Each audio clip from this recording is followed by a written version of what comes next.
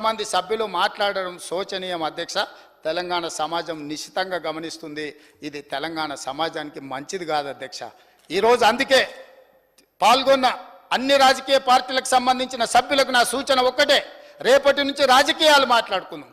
ఇవాళ తెలంగాణ ప్రజల కోసం, తెలంగాణ హక్కుల కోసం, తెలంగాణకు రావాల్సిన నిధుల కోసం, తెలంగాణకు రావాల్సిన అనుమతుల కోసం మనందరం ఏకాభిప్రాయంతో నుండి ఒక్క తాటి మీద నిలబడితే కేంద్ర ప్రభుత్వాన్ని మెడలు వంచి మనకు కావాల్సిన హక్కులను సాధించుకోవడం పెద్ద సమస్య కాదు అధ్యక్ష. నిన్న ఈ బడ్జెట్లో ఈ విధంగా ఉన్న ఎంబడే కేంద్రంలో మల్లికార్జున్ ఖర్గే గారిని, కాంగ్రెస్ పార్టీలో సోనియా గాంధీ గారిని, రాహుల్ గాంధీ గారితో మాట్లాడి ఈరోజు ఉదయం 11 గంటల నుంచి పార్లమెంటు మెట్ల మీద తెలంగాణకు జరిగిన అన్యాయం మీద అన్ని ఇండియా కూటమిలో ఉన్న అన్ని పార్టీలను కలిపి ఈరోజు అక్కడ నిరసన తెలిపించి కేంద్ర ప్రభుత్వం మీద ఒత్తిడి తీసుకొచ్చే ప్రయత్నం కాంగ్రెస్ పార్టీ చేసింది. బాధ్యత కాంగ్రెస్ పార్టీ తీసుకున్నది అధ్యక్ష.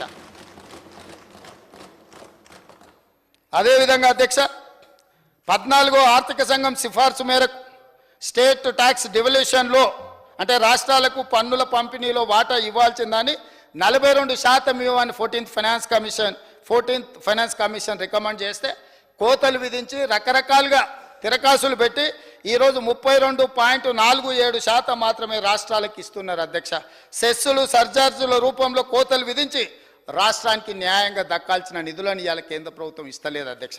అందుకే పునర్విభజన చట్టం నుంచి మొదలు పెడితే డివల్యూషన్ ప్రకారం మనకు రావాల్సిన వాటాలకు అదేవిధంగా కేంద్ర ప్రభుత్వం వివిధ ప్రాజెక్టులకు, జాతీయ ప్రాజెక్టులు కానీ లేకపోతే పాలమూరు రంగారెడ్డి ఎత్తిపోతాల PMKSY కింద పెట్టాలని, జల్ జీవన్ మిషన్లో తాగునీటికి నిధులు ఇవ్వాలని, ఇవన్నిటిని కూడా ఈరోజు కేంద్ర ప్రభుత్వం మీద ఒత్తిడి తీసుకురావడానికి మా శాయశక్తుల ప్రయత్నం చేసినాం. ఆఖరి నిమిషం వరకు మేము ప్రయత్నం చేస్తూనే ఉన్నాం అధ్యక్ష. ఈరోజు కూడా ఈ సభలో ఇంత చర్చ ఎందుకు తీసుకున్నాం అధ్యక్ష? ఉదయం నుంచి మిగతా బిజినెస్లు అన్నీ కూడా పక్కన పెట్టి ఒక్కటే అంశానికి ఎందుకు ప్రాధాన్యత ఇచ్చినాం అధ్యక్ష? తెలంగాణ ప్రయోజనాలను కాపాడడమే మా బాధ్యత అని మేము భావించినాం. సభ్యులు మమ్మల్ని తిట్టినా, సభ్యులు అక్కసు వెలగక్కినా, కొంతమంది సభ్యులు కళ్ళల్లో నిప్పులు పోసుకున్నా, నేను ఇక్కడ కూర్చున్నా అని అవమానించే విధంగా మాట్లాడినా కూడా ఆ సభ్యులకు మీరు మాట్లాడడానికి అవకాశం ఇచ్చినా మేమేం అభ్యంతరం పెట్టలేదు కదా అధ్యక్ష. ఎక్కడెక్కడో లేని విషయాలు ఏదేదో అంశాలు ప్రస్తావించినా కూడా మేము ఎందుకు ఓపిక పట్టినాం అధ్యక్ష? మా మిత్రులందరూ కూడా మేము కావాలంటే ఒక్క నిమిషం కూడా మాట్లాడుకుంటే చేసేటంత శక్తి మాకు ఇక్కడ లేదా అధ్యక్ష? అయినా మా సభ్యులు ఎందుకు సమన్వయంతో ఉన్నారు? ఈరోజు రాష్ట్ర ప్రయోజనాల కోసమే చర్చ జరగాలి సభలో. రాష్ట్ర ప్రయోజనాలను కాపాడడానికి మనందరం ఏకాభిప్రాయంతో ఉన్నాము అని ఏకగ్రీవ తీర్మానం చేయాలన్న ఆలోచనతోటే ఈరోజు మేము ఈ సభలో పూర్తిగా మేము సహకరించి మీ ఆదేశాల మేరకు ఈ సభలో మేము ముందుకు వెళ్తున్నాం అధ్యక్ష. అందుకే అధ్యక్ష, కేంద్ర ప్రభుత్వానికి విస్పష్టంగా మా నిరసన తెలుపదలుచుకున్నాం అధ్యక్ష. అందుకే మీ ద్వారా సభ్యుల అనుమతి ద్వారా 27 తారీఖు నాడు ప్రధానమంత్రి నేతృత్వంలో నీతి ఆయోగ్ చైర్మన్ వచ్చేసి ప్రధానమంత్రి నరేంద్ర మోడీ గారి నేతృత్వంలో 27 తారీఖు నాడు నీతి ఆయోగ్ సమావేశం జరుగుతుంది. తెలంగాణ రాష్ట్ర హక్కులకు భంగం కలిగించినందుకు, తెలంగాణకు రావాల్సిన నిధులను విడుదల చేయనందుకు, తెలంగాణ రాష్ట్రానికి ఇవ్వవలసిన అనుమతులు ఇవ్వనందుకు నీతి ఆయోగ్ సమావేశాన్ని తెలంగాణ రాష్ట్ర ముఖ్యమంత్రిగా బహిష్కరిస్తున్నాము. ఈ బహిష్కరణను సభ మొత్తం ఏకగ్రీవంగా ఆమోదించాలని తమరి ద్వారా నేను విజ్ఞప్తి చేస్తున్నా అధ్యక్ష. మేము ప్రజాస్వామిక స్ఫూర్తిలో నిరసన తెలుపుతాం అధ్యక్ష. మేము ఏది పడితే అది మాట్లాడి, ఎంత వస్తే అంత మాట్లాడి తర్వాత కాదు కూడదని మాట్లాడే విధానం మాకు లేదు అధ్యక్ష. అందుకే నిర్దిష్టంగా విస్పష్టంగా తెలంగాణ రాష్ట్ర ప్రభుత్వం కేంద్ర ప్రభుత్వానికి నిరసన తెలుపదలుచుకున్నది. నిరసనలో మొదటి భాగంగా 27 తారీఖు నాడు జరగబోయే ప్రధానమంత్రి నేతృత్వంలో జరిగే నీతి ఆయోగ్ సమావేశాన్ని తెలంగాణ రాష్ట్ర ప్రభుత్వం, తెలంగాణ ముఖ్యమంత్రిగా బహిష్కరిస్తున్నాం. ఇది మా స్పష్టమైన నిర్ణయం అధ్యక్ష.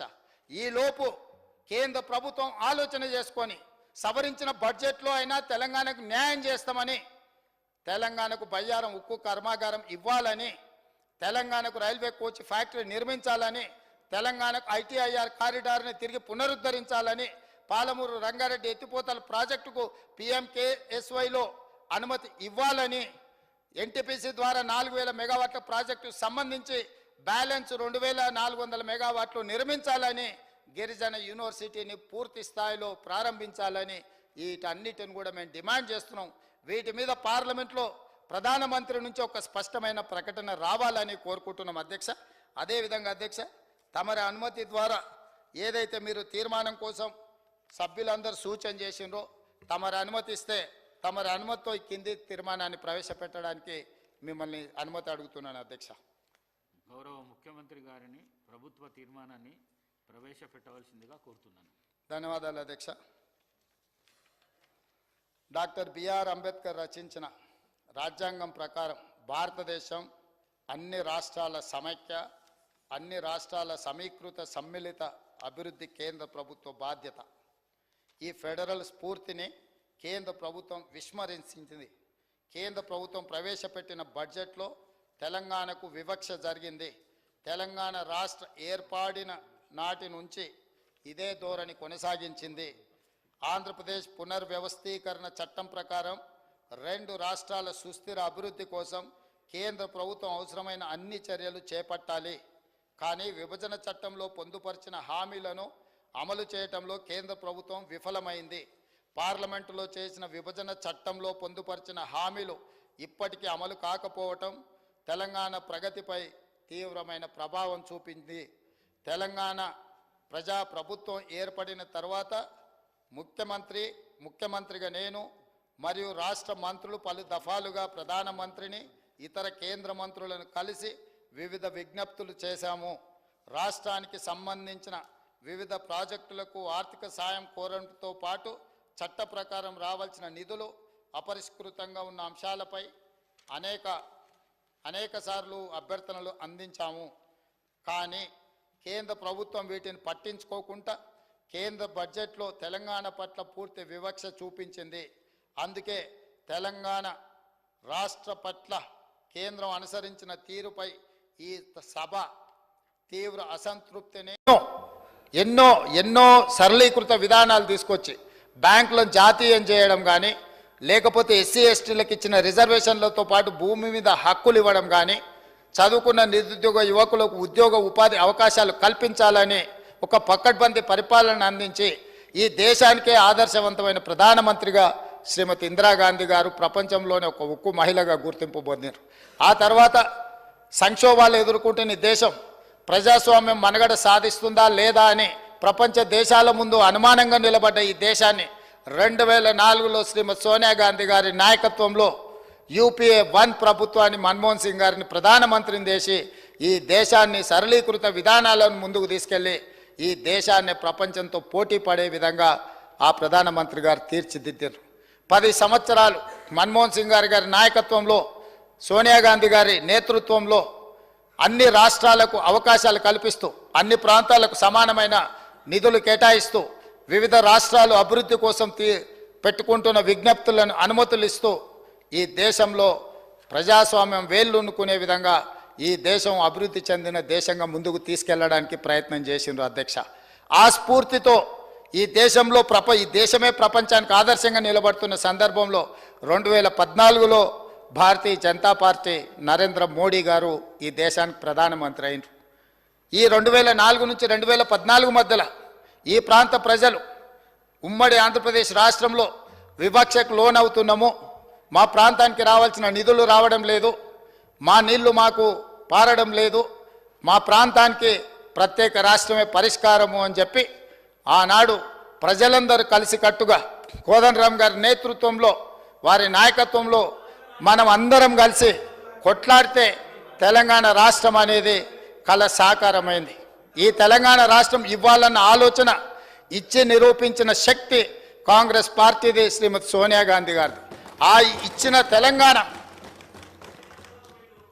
అభివృద్ధి చెందిన రాష్ట్రంగా ముందుకు జరగాలి అని, ఆ రాష్ట్రం అభివృద్ధి చెందాలి అని అంటే ఏమేమి అనుమతులు ఇవ్వాలనో చట్ట రూపంలో ఆంధ్రప్రదేశ్ విభజన చట్టం 2014 స్టేట్ రీఆర్గనైజేషన్ యాక్టులో స్పష్టంగా ఈ రాష్ట్రాన్ని అభివృద్ధి చెయ్యాలి అంటే బయ్యారంలో ఖమ్మం జిల్లాలో ఉక్కు కర్మాగారం నిర్మించాలి, కాజిపేటలో రైల్వే కోచ్ ఫ్యాక్టరీ నిర్మించాలి, ట్రిపుల్ ఐటీలు ఇవ్వాలి, ట్రైబల్ యూనివర్సిటీ ఇవ్వాలి, ఐఐఎం ఇవ్వాలి, సాగునీటి ప్రాజెక్టు అయిన జాతీయ ప్రాజెక్టు ఇవ్వాలి. ఈ ప్రాంతంలో 4000 మెగావాట్ల ఎన్టీపీసీ పవర్ ప్రాజెక్టు నిర్మించాలి.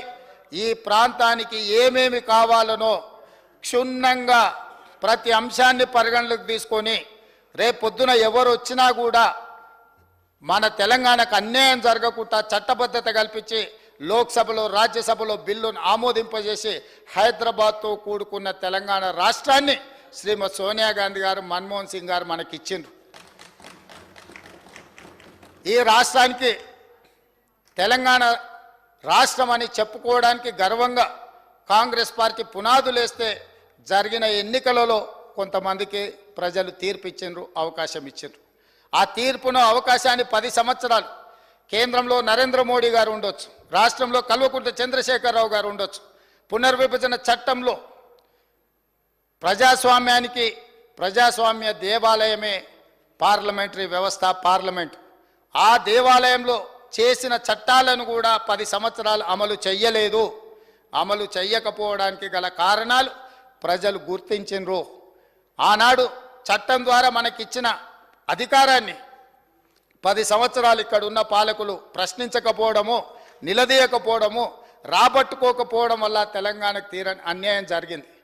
కనీసం ఇప్పుడైనా నరేంద్ర మోడీ గారు ఈరోజు 10 సంవత్సరాలు అమలు చేయని విషయాలను ఈ బడ్జెట్లోనైనా తప్పకుండా చేస్తారన్న ఆలోచనతో చేయాలన్న ఉద్దేశంతో మేము డిసెంబర్ 3, 2023 నాడు ఫలితాలు వచ్చిన ఎంబడే 7 తారీఖు మేము ప్రమాణ స్వీకారం చేసిన మరుక్షణం కేంద్రంలో ప్రధానమంత్రిని, హోంమంత్రిని, వివిధ శాఖల మంత్రులను, ప్రధానమంత్రి గారిని స్వయంగా 2 సార్లు ఢిల్లీకి వెళ్ళి కలిసినాం. ఇక్కడ ఆదిలాబాద్కు వచ్చినప్పుడు పర్సనల్గా కలిసి వారిని ఆహ్వానించి ఫెడరల్ స్ఫూర్తితో ఒక ప్రధానమంత్రికి ఇవ్వవలసిన గౌరవాన్ని తెలంగాణ రాష్ట్ర ముఖ్యమంత్రిగా నా విధులను నేను నిర్వర్తించిన. ఆ సందర్భంలో ప్రధానమంత్రిని నేను స్పష్టంగా చెప్పిన, మీరు ఒక పెద్దన్న, ప్రజాస్వామ్యంలో వివిధ రాష్ట్రాల ముఖ్యమంత్రులకు ఈ దేశ ప్రధానమంత్రి ఒక పెద్దన్న లాంటి వాడు. మీరు పెద్దన్న పాత్ర పోషించండి, మా రాష్ట్రానికి రావాల్సిన నిధులు, మాకు ఇవ్వవలసిన అనుమతులు మీరు ఇవ్వండి, మీ పెద్దన్న పాత్ర మీరు పోషించండి అని నేను చెప్పిన. అధ్యక్ష, వారిని పెద్దన్న అంటే నాకేమైనా వారి పదవి ఇస్తారా? నాకేమైనా కిరీటం పెడతాడా? ఇవాళ నాకు ఈ పదవి వచ్చింది అని అంటే ప్రజలు అవకాశం ఇవ్వడం వల్ల వచ్చింది. నా పార్టీ నాకు ఈ బాధ్యత ఇవ్వడం వల్ల వచ్చింది. పార్టీ అధ్యక్షుడిగా నాకు పార్టీ అవకాశం ఇచ్చింది. ఆ అధ్యక్ష పదవితో ప్రజల దగ్గరికి వెళ్ళి ప్రజల్ని అడిగినాం, ప్రజా తీర్పు కోరినాం. ప్రజలు తీర్పిచ్చి తెలంగాణ రాష్ట్రానికి కాంగ్రెస్ పార్టీకి అవకాశం ఇస్తే మా 65 మంది శాసనసభ్యులు సభానాయకుడిగా నన్ను ఎన్నుకొని ప్రజాస్వామిక స్ఫూర్తితో నన్ను ఇక్కడ కూర్చోబెట్టింది. అధ్యక్ష, ముఖ్యమంత్రి ఎవరి దయా దాక్షిణ్యాల మీదనో ఎవరినో పెద్దన్న అంటే వచ్చిన పదవి కాదు అధ్యక్ష. కానీ తెలంగాణ రాష్ట్ర ముఖ్యమంత్రిగా 4 కోట్ల ప్రజల యొక్క హక్కులను కాపాడాల్సిన బాధ్యత నా మీద ఉంది. ఈ గురుతరమైన బాధ్యతను అమలు చేయడానికే ఒక అడుగు ముందుకేసి ఒక మెట్టు దిగి ఈ దేశ ప్రధానమంత్రిని, మీరు ముఖ్యమంత్రులకు అందరికీ పెద్దన్న లాంటి వారు, మీరు పెద్దన్న అంటే పెద్ద మనసు చేసుకొని తెలంగాణ రాష్ట్రానికి ఏవైతే చట్టం ద్వారా హక్కులు కల్పించినరో ఆ హక్కులను అడ్డుకోకండి, తెలంగాణకు అనుమతులు ఇవ్వండి అని చెప్పి వారికి విజ్ఞప్తి చేసినాం. 3 సార్లు ప్రధానమంత్రిని కలిసిన, 18 సార్లు వివిధ మంత్రులను కలిసినాం.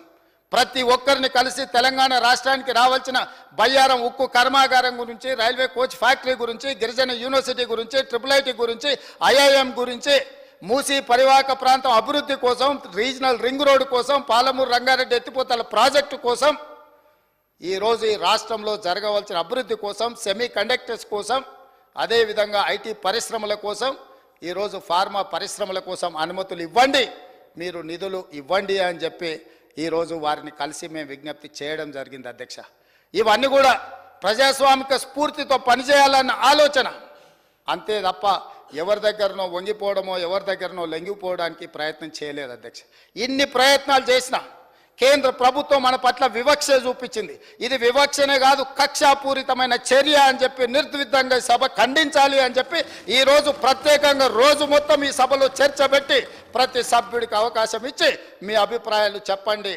నిక్కచ్చిగా మీరు చెప్పే అభిప్రాయాన్ని కేంద్ర ప్రభుత్వానికి తెలియజెప్తామని చెప్పి ఈరోజు ఈ సభలో చర్చకు తీసుకున్నాం. అధ్యక్ష, కానీ జరుగుతున్న పరిణామాలు మీరు చూసారు కదా అధ్యక్ష. అసలు విషయాన్ని పక్కదోవ పట్టించి ఇక్కడున్న ప్రభుత్వాన్ని దోషిగా నిలబెట్టాలని, నరేంద్ర మోడీని కాపాడాలని, లేదా నరేంద్ర మోడీ గారి పార్టీలో మేము ఉన్నాం కాబట్టి ఆ పార్టీని సమర్థించాలని, ఇట్లా వివిధ రకాలుగా ఈరోజు ఇక్కడ చర్చ జరుగుతున్నది అధ్యక్ష. అయినా అధ్యక్ష, కొంతమంది పదే త్యాగాలు చేసిన పదవులు తెలంగాణ కోసం అంటున్నారు. అధ్యక్ష, ఎమ్మెల్యే కాకముందే ఆ వ్యక్తులను మంత్రులను చేసింది కాంగ్రెస్ పార్టీ అన్న సంగతి ఆ వ్యక్తి మర్చిపోతే తెలంగాణ సమాజం మర్చిపోదు అధ్యక్ష. ఏది లేనప్పుడు, ఏ దిక్కు ఏ దివానం లేనప్పుడు, వార్డు మెంబర్ కానప్పుడు ఆ రోజు మంత్రి పదవి ఇచ్చింది కాంగ్రెస్ పార్టీ శ్రీమతి సోనియా గాంధీ గారన్న సంగతి వారు మర్చిపోతే ప్రజలు క్షమించరు అధ్యక్ష. అదేవిధంగా అధ్యక్ష, ఈరోజు కొన్ని అంశాలను నేను మీ ముందు ప్రస్తావించదలుచుకున్న అధ్యక్ష. నేను ఎక్కువ రాజకీయాల జోలికి పోదలుచుకోలేదు. రాజకీయపరమైన చర్చలకు ఇంకా చాలా రోజులు సమావేశం ఉంది. అవసరమైనప్పుడు తమరి అనుమతి తీసుకొని తప్పకుండా అన్ని విషయాలు అన్ని వివరాలు ఈ సభ ద్వారా తెలంగాణ ప్రజలకు నేను చెప్తాను అధ్యక్ష. 2-3 ప్రధానమైన అంశాలను నేను ఈరోజు ప్రస్తావించదలుచుకున్నది అధ్యక్ష. ఈ సభలో దేశంలో జరుగుతున్న పరిణామాలను ఈ సభ ద్వారా తెలంగాణ సమాజానికి చెప్పాల్సిన అవసరం ఉన్నది అధ్యక్ష. ఎందుకు అనంటే మనం ఈ సభలో ఇక్కడ జరుగుతున్న పరిణామాలను నిశ్చితంగా గమనిస్తున్నారు. కేంద్ర ప్రభుత్వం పట్ల మన వైఖరి ఏంది, కేంద్ర ప్రభుత్వానికి మన పట్ల ఉన్న వైఖరి ఏంది అనేది కూడా ఈరోజు తెలంగాణ సమాజానికి చెప్పాలి అధ్యక్ష.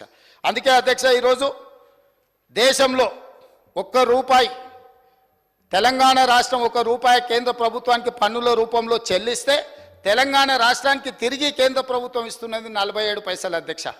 కానీ అదే బీహార్ రాష్ట్రం ₹1 పన్ను చెల్లిస్తే బీహార్ రాష్ట్రానికి ₹7.26 వాళ్ళకు తిరిగి వస్తున్నాయి అధ్యక్ష. ఉత్తరప్రదేశ్ పరిస్థితి అదే అధ్యక్ష. అదేవిధంగా అధ్యక్ష, గత 5 సంవత్సరాలలో తెలంగాణ నుండి ₹3,68,000 కోట్ల పన్నుల రూపంలో తెలంగాణ ప్రజలు కేంద్ర ప్రభుత్వానికి చెల్లిస్తే కేంద్ర ప్రభుత్వం తిరిగి తెలంగాణకి ఇచ్చింది ₹1,68,000 కోట్ల అధ్యక్ష. అంటే ఈరోజు తెలంగాణ రాష్ట్రం చెల్లిస్తున్న పన్నులు, తిరిగి కేంద్ర ప్రభుత్వం మనకిస్తున్న నిధులు ఇది అధ్యక్ష. ఈరోజు చాలామంది కేంద్ర ప్రభుత్వం మీకు అమృత్ ద్వారా మీకు 3,500 ఇచ్చిండ్రు, 3,500 కోట్లు ఇచ్చిండ్రు. నేను అడుగుతున్నా, లేకపోతే ఇంకేదో ఇచ్చిందని. ఏం గుజరాత్లో మోడీ గారి ఎస్టేట్లు అమ్మి మనకేమన్నా ఇచ్చిండా అధ్యక్ష? లేకపోతే ఆయన జాగీర్దారు భూములు ఏమన్నా అమ్మి మనకేమన్నా గుజరాత్ నుంచి మనకేమన్నా అదనంగా ఇచ్చిండా అధ్యక్ష? తెలంగాణ రాష్ట్రం ₹3,68,000 కోట్ల పన్నుల రూపంలో 5 సంవత్సరాల కేంద్ర ప్రభుత్వానికి చెల్లిస్తే కేంద్ర ప్రభుత్వం తిరిగి మనకు విడుదల చేసిన నిధులు ₹1,68,000 కోట్ల మాత్రమే.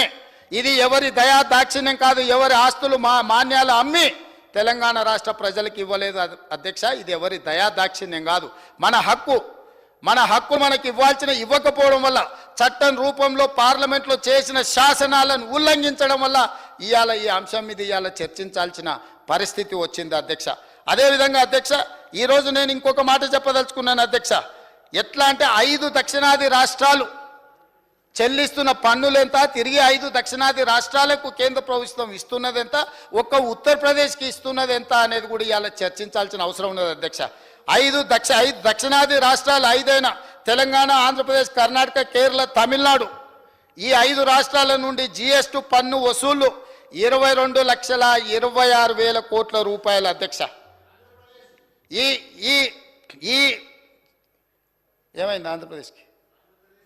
బాగానే ఉంది. సో ఈరోజు ఈ 5 రాష్ట్రాలు కలిసి పన్నుల రూపంలో చెల్లించింది ₹22,26,000 కోట్ల అధ్యక్ష. కానీ తిరిగి ఈ 5 రాష్ట్రాల కేంద్ర ప్రభుత్వం ఎంత ఇచ్చిందంటే ₹6,42,000 కోట్ల మాత్రమే. 5 రాష్ట్రాలు ₹22,26,000 కోట్లు చెల్లిస్తే 5 రాష్ట్రాలకు తిరిగి కేంద్ర ప్రభుత్వం ఇచ్చింది ₹6,42,000 కోట్ల అధ్యక్ష. అదేవిధంగా ఒక్క ఉత్తరప్రదేశ్లో పన్నుల రూపంలో ₹3,41,000 కోట్లు చెల్లిస్తే ఉత్తరప్రదేశ్కు ₹6,91,000 కోట్ల తిరిగి కేంద్ర ప్రభుత్వం చెల్లించింది అధ్యక్ష. మన 5 రాష్ట్రాలకు ఇచ్చిన నిధుల కంటే ఒక్క ఉత్తరప్రదేశ్కే అత్యధికంగా ఇస్తున్నారు అధ్యక్ష. ఉత్తరప్రదేశ్ నుంచి కేంద్ర ప్రభుత్వానికి జిఎస్టి పన్నుల రూపంలో వచ్చింది 3,41,000 కోట్ల రూపాయలైతే ఉత్తరప్రదేశ్కి కేంద్ర ప్రభుత్వం చెల్లించింది 6,91,000 కోట్ల రూపాయలు అధ్యక్ష. ఇది వివక్ష అధ్యక్ష. అందుకే కేంద్ర ప్రభుత్వాన్ని ప్రధానమంత్రి నరేంద్ర మోడీ గారిని కలిసి స్పష్టంగా వేదిక మీద ప్రత్యక్షంగా వారి సమక్షంలో చెప్పిన, మీరు మాట్లాడుతున్న 5 ట్రిలియన్ ఎకానమీ నిజంగానే ఈ దేశం రాణించాలి అని అంటే ఈ దేశంలో 5 మహానగరాలు ఉన్నాయి. 5 మహానగరాలల్లా ఢిల్లీ, ముంబై, కల్కట్టా, బెంగళూరు, హైదరాబాద్ ఒక ప్రధానమైన మహానగరం, మెట్రోపాలిటన్ సిటీ. నీ 5 ట్రిలియన్ ఎకానమీకి మీ ఆలోచనకు ఈ దేశం చేరాలి అంటే హైదరాబాద్ నగర అభివృద్ధి కోసం మూసీ రివర్ డెవలప్మెంట్ ఫ్రంట్కు మీరు నిధులు ఇవ్వాలి అని చెప్పినాను అధ్యక్ష. రీజనల్ రింగ్ రోడ్డుకు అనుమతులు ఇవ్వాలి, నిధులు ఇవ్వాలి అని నేను చెప్పిన అధ్యక్ష. మెట్రో రైలు విస్తరణ కోసం మీరు నిధులు ఇవ్వాలి, అనుమతులు ఇవ్వాలి అని నేను చెప్పినాను అధ్యక్ష. అదేవిధంగా గోదావరి జలాల నుంచి ఉస్మాన్ సాగర్, హిమాయత్ సాగర్కు ట్రంక్ లైన్ ద్వారా తీసుకొచ్చి శాశ్వతంగా నీటి సమస్యను పరిష్కరించడానికి